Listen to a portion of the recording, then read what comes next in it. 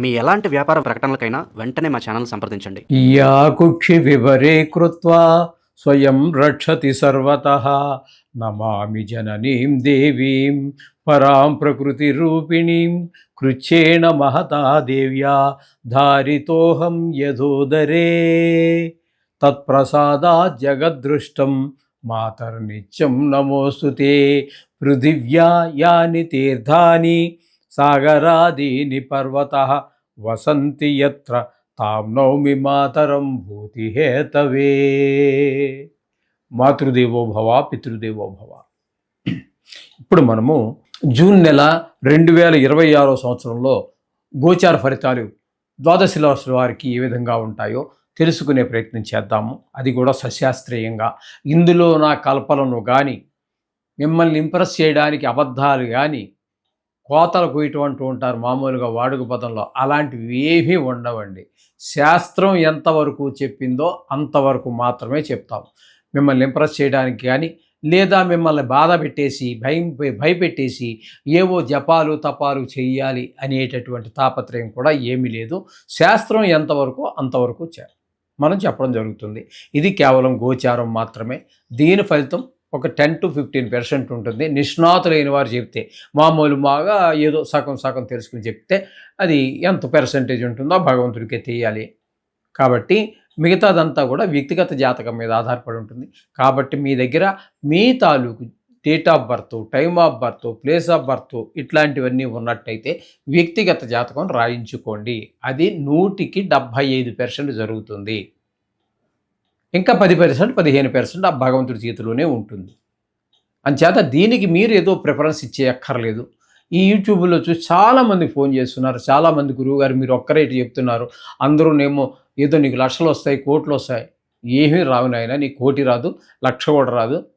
అంచేత అటువంటివేమి నువ్వు భ్రమలు పెట్టుకోవద్దు. నీ శ్రమను నువ్వు నమ్ముకో, దేవుణ్ణి నమ్ముకో, నీ శ్రమను నమ్ముకో, నిన్ను నువ్వు నమ్ముకో. ఇది నేను చెప్పదలుచుకున్నది. అంటే గోచారం ఏంటంటే, ఈ గ్రహాలు ఏంటంటే మనకి రాబోయేదాన్ని సూచిస్తుంది. అది ఎప్పుడు నాకు పూర్తిగా తెలిస్తే మీకు నేను సూచించగలను. నాకే ఏమీ తెలియకపోతే నేనేం చెప్పాలి? ఏదో కథ చెప్పాలి. అంచేత వాటి మీద పెద్దగా ఆధారపడకండి. వ్యక్తిగత జాతకం మీద ఎక్కువ ఆధారపడండి. అది చాలా వరకు నిష్ణాతులు కావాలి. దానికి కూడా గోచారానికే కాదు, జాతకం రాయాలని కూడా నిష్ణాతులైన వారు ఉంటేనే మాత్రమే జరిగే అవకాశం ఉంటుంది. ఇది గమనించగలరు.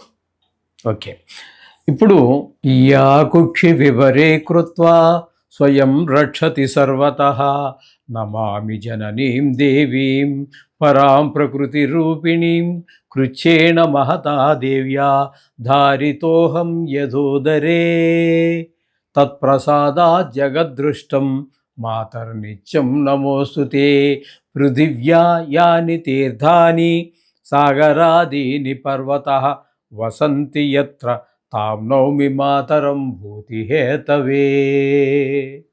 మాతృదేవో భవ పితృదేవో భవ. ఇప్పుడు మనము జూన్ నెల 2026 సంవత్సరంలో గోచార ఫలితాలు ద్వాదశ రాశుల వారికి ఏ విధంగా ఉంటాయో తెలుసుకునే ప్రయత్నం చేద్దాము. అది కూడా సశాస్త్రీయంగా.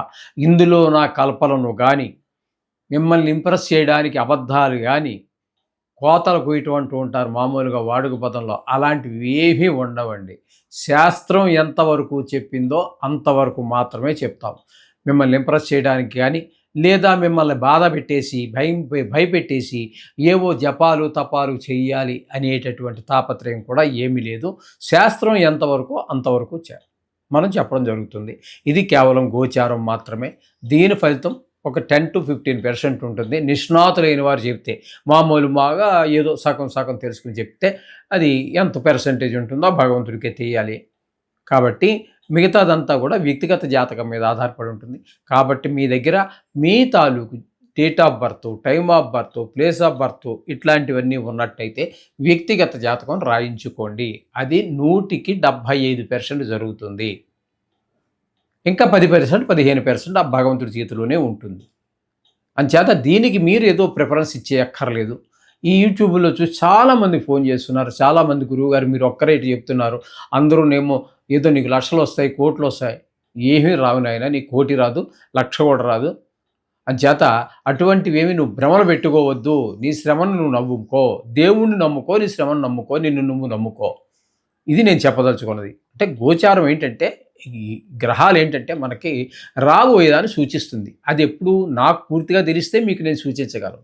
నాకే ఏమీ తెలియకపోతే నేనేం చెప్పాలి? ఏదో కథ చెప్పాలి. అంచేత వాటి మీద పెద్దగా ఆధారపడకండి. వ్యక్తిగత జాతకం మీద ఎక్కువ ఆధారపడండి. అది చాలా వరకు నిష్ణాతులు కావాలి దానికి కూడా. గోచారానికే కాదు, జాతకం రాయాలని కూడా నిష్ణాతులైన వారు ఉంటేనే మాత్రమే జరిగే అవకాశం ఉంటుంది. ఇది గమనించగలరు. ఓకే.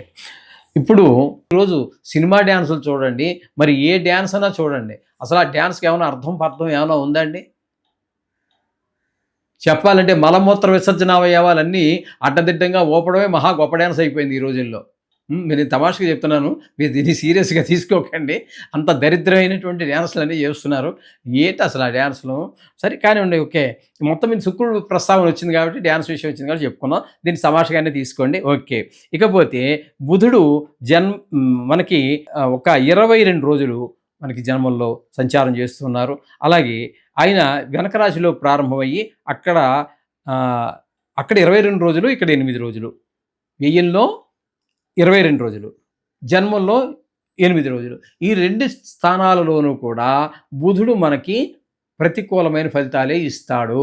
కాబట్టి ఆయన వలన జన్మల్లో ఉన్నప్పుడు మనకి చెడు ఆలోచనలు, చెడు ప్రవర్తనలు వస్తే వ్యయ స్థానంలో ఉన్నప్పుడు ధన వ్యయం అవుతుంది, ధన నష్టం జరుగుతుంది. ఇవన్నీ కూడా కొంచెం జాగ్రత్తగా చూసుకోవాల్సినటువంటి విషయాలు. ఇకపోతే ద్వితీయ స్థానంలో కేతు, ఈయన ఆ ధనానికి లోటు కలిగిస్తాడు. అలాగే నేత్ర వ్యాధులు ఏమైనా ఉన్నట్టయితే వారికి కొంచెం ఇబ్బంది పెడతాడు. కుటుంబంలో కూడా ఆహ్లాదకరమైన పరిస్థితి ఉండదు. ఈ విధమైనటువంటి పరిస్థితి అంతా కూడా మనకి కేతు వల్ల కలుగుతూ ఉంటుంది. ఇకపోతే అష్టమ స్థానంలో రాహువు. అష్టమ స్థానంలో ఏ గ్రహమున్నా కూడా శుభ ఫలితములను ఇవ్వజాలదు. ఇక్కడ అది ఎందుకంటే ఆయుస్థానం. ఈ ఆయుస్థానంలో కొంత శుభగ్రహాలు ఉంటే కొంతవరకు మనం చెప్పుకోవచ్చు. అంటే బుధుడు కానీ, శుక్రుడు కానీ, ఈ 2 గ్రహాలు యోగిస్తాయి. మిగతా ఏ గ్రహాలున్నా యోగించవు. అందులో మరీ కొంచెం ఎక్కువ ఇబ్బంది కలిగించేటటువంటివి కుజుడు, రాహువు, కేతువు. కాబట్టి ఇందులో ఇప్పుడు రాహు ఉన్నాడు కాబట్టి దీంట్లో వల్ల పెద్ద కలగటం కానీ, మనకి దుఃఖం కలగటం కానీ, లేదా మన వారు ఎవరికో పెద్ద కష్టం కలిగింది అనేటటువంటి దుర్వార్త వినడం కానీ, ధన నష్టం కలగటం కానీ, కొన్ని సందర్భాల్లో అవమానాలు, పరాభవాలు పొందటం, ఇవన్నీ కూడా జరుగుతూ ఉంటాయి అష్టమ స్థానంలో ఈ రాహు సంచారం వలన. ఇకపోతే భాగ్యస్థానంలో శని సంచారం వల్ల తండ్రి గారి ఆరోగ్య విషయంలోనూ, దేవస్థానంలోకి వెళ్ళటం విషయంలోనూ, పుణ్యకార్యాలు చేయడం విషయంలోనూ ఇబ్బందికరమైన పరిస్థితులన్నీ కూడా శని భగవానుడు భాగ్యస్థానంలో ఉండి కల్పిస్తూ ఉంటాడు. ఇకపోతే దశమ స్థానంలో కుజుడు ఒక 20 రోజులు, దశమ స్థానంలో కుజుడు 20 రోజులు కూడా వృత్తిపరమైన ఇబ్బందులు కలగజేస్తాడు. తదుపరి ఏకాదశి స్థానంలో ప్రవేశించి ఒక 10 రోజులు ఉంటాడు. అక్కడ మాత్రం ఈ కుజుడు 10 రోజులు కూడా ఆర్థికమైనటువంటి ఇబ్బందులు లేకుండా, లాభస్థానం అంటారు దాన్ని, అందుచేత మనకి ఏది ముట్టుకున్నా శుభ్రం ధనానికి లోటు లేకుండా చూస్తుంటాడు. అదే స్థానంలో ఆయనతో పాటుగా రవి కూడా ఉన్నారు. రవికి నిజానికి చెప్పాలంటే అది ఉచ్చస్థానం. ఇక్కడ స్థానాలతో పని ఏమి లేదండి. ఉచ్చస్థానమా నీచస్థానమా అనేటటువంటి దాంతో పని లేదు. ఏ స్థానం అంటే ఇక్కడ 11వ స్థానం కాబట్టి ఆయన కూడా ఈ కుజుడు ఇచ్చేటటువంటి ఫలితాన్ని, ఈ రవి కుజుడు ఇద్దరూ కూడా ఏకాదశి స్థానంలో ఉన్న కారణంగా ధనానికి లోటు లేకుండా మీరు ఏ పని చేసినా అందులో నైపుణ్యం బయటపడుతుంది. నైపుణ్యం ద్వారా మరింత ఆదాయం పెరుగుతుంది. ఏదో ఒక పని చేసేవాడిని మనం, వాడు కూలీ ఇచ్చాడు, లేదా కూలీ కాకపోతే ఏదో దానికి రెమ్యూనరేషన్ ఇచ్చాడు, అది ఏదో చేసామంటే వాడు ఏదో ఇచ్చామన్నట్టు ఉంటుంది.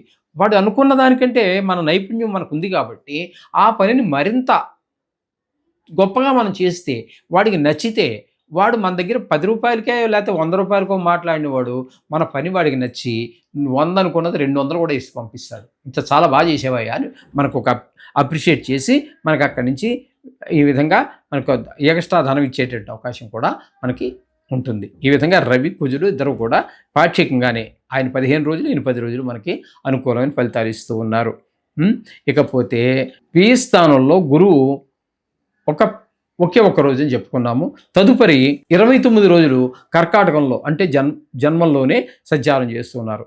జన్మంలో కానీ అటు వ్యయ స్థానంలో కానీ గురువు శుభ ఫలితములను ఇవ్వజాలరు.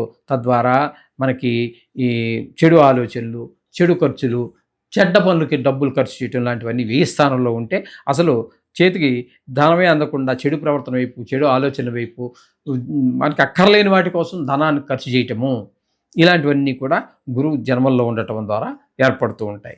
ఇకపోతే శుక్రుని యొక్క సంచారం తీసుకున్నట్టయితే వ్యయస్థానంలో అంటే మిథునంలో 8 రోజులు, జన్మమైనటువంటి కర్కాటకంలో ఒక 22 రోజుల సంచారం. ఈ 2 స్థానాలలోనూ కూడా యోగిస్తున్నాడు కాబట్టి మనకి చాలా చక్కటి ఫలితాలన్నీ కూడా ధన లాభము అన్నీ ఉంటాయి. అలాగే జన్మల్లో ఉన్నారు కాబట్టి మంచి ప్రవర్తన, మంచి ఆలోచన, ఈ విధమైనటువంటివన్నీ కూడా మనకి శుక్రుడి వల్ల కలుగుతూ ఉన్నాయి. శుక్రుడు కూడా మనకి చాలా అనుకూలమైనటువంటి ఫలితాలన్నీ ఇస్తూ ఉన్నాడు ఇక్కడ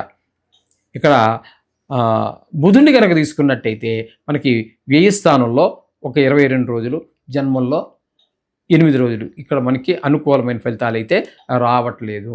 ఇది ఒకటి మీరు గమనించుకోవాల్సినటువంటి విషయం. కాకపోతే మొత్తంగా కర్కాటక రాశి వారికి శుక్రుడు పూర్తి అనుకూలుడు. ఇక పాక్షికంగా రవి, కుజులు పాక్షికంగా మాత్రమే అనుకూలమైనటువంటి ఫలితాలు ఇస్తూ ఉన్నారు. కాబట్టి వీరు కూడా జాగ్రత్తగా ఖర్చు పెట్టే ప్రతి రూపాయి, మాట్లాడే ప్రతి మాట కూడా చాలా జాగ్రత్తగా ఉండాలి. అలాగే మీరు ఎవ్వరికీ హామీలు ఉండటము, షూరిటీలు ఉండటం లాంటి పనులు చేయవద్దు. మీకు ఎంత ఆప్తమిత్రుడైనా, ఎవరైనా సరే, సొంత అన్నగారు కూడా కావచ్చుగాక, ఇదిగోరా బాబు నా దగ్గర ఇగో ఈ 10,000 ఉన్నా తీసుకొని పో, ఈ చారిటీగా ఇచ్చేయండి, వదిలిపోతుంది. 10 లక్షలకు మీరు షూరిటీ పెట్టారనుకోండి, ఓ 10,000 ఇవ్వడానికి 10 లక్షలు తీర్చడానికి ఎంత వ్యత్యాసం ఉంటుంది? ఏం చేస్తాడు? అతను మీకు కావాలని చేయకపోవచ్చు, అతని పరిస్థితి, అతని గ్రహచార రీత్యా అతని పరిస్థితి తిరగబడిపోయింది. మీకు ఇవ్వాలని సొంత అన్నే, లేకపోతే సొంత తమ్ముడే, లేకపోతే సొంత బామ్మర్దే ఇవ్వాలని మనసులో ఉంది.